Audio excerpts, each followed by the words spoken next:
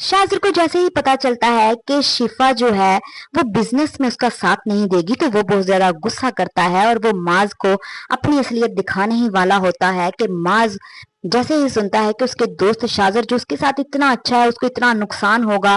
तो वो अपनी बीवी शिफा से कहता है कि शिफा तुम शाजिर के बिजनेस में उसका साथ दोगी। शिफा को बहुत ज्यादा गुस्सा आता है, लेकिन माज तो जैसे फरिश्ता है, उसको अभी तक कुछ समझ नहीं आ रही कि शाजिर के क्या इरादे हैं और वो किस तरह उसकी बीवी को उसके सामने महंगे गिफ्ट दे रहा है और ऐसी बात भी कर जाता है कि जहां पर इंसान वाकई दंग रह जाता है कि ये क्या बात कर रहा है।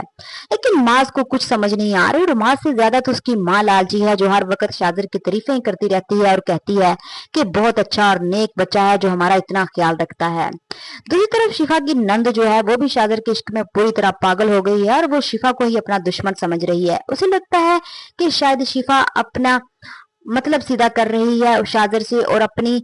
फैमिली के लिए सपोर्ट हासिल करती है और वो उसके दिल की बात शाजिर से नहीं कर रही कि वो किस कदर उसे पसंद करती है। लेकिन शिफा सारी शाजिर की गेम समझ रही है और उसे अंदाजा हो रहा है कि शाजिर की नजर जो है वो उस पर है, जिसकी वजह से वो इतने एहसानात उन लोगों पर कर रहा है कि कल को अगर उसे कुछ भी कहना पड़े तो फैमिली जो है वो उसको प्रेशर में डालकर शिफा को शाजिर का साथ देने पर मजबूर करे। और ऐसा ही हो रहा है। जैसे ही शिफा की सास के सामने भी शाजिर की कोई बात होती है और वो तो शाजिर पर कुर्बान होने को तैयार हो जाती है कि इतना अच्छा और नेक बच्चा आजकल कहाँ मिलता है, लेकिन कोई भी शाजिर की नीयत को नहीं पहचान रहा है कि शाजिर किस इरादे से उस घर में आता है।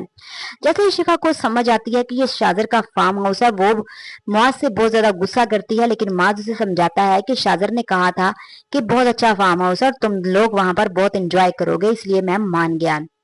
शिफा को अब शाजिर के साथ नहीं रहना और वो शाजिर को एक मिनट के लिए भी देखना पसंद नहीं कर रही, क्योंकि उसको उसकी नेचर पर शक हो गया है कि क्यों ये हर वक्त उसके पीछे पड़ा रहता है और हर वक्त हर जगह पहुंच जाता है। लेकिन माज इन सारी चीजों से बेखबर बस शाजिर से पैसे ले रहा है, उसके एहसानात ले रहा है और बदले में सिर्फ चुप रहता है और शिफा को मजबूर करता है कि वो शाजिर का साथ दे सके।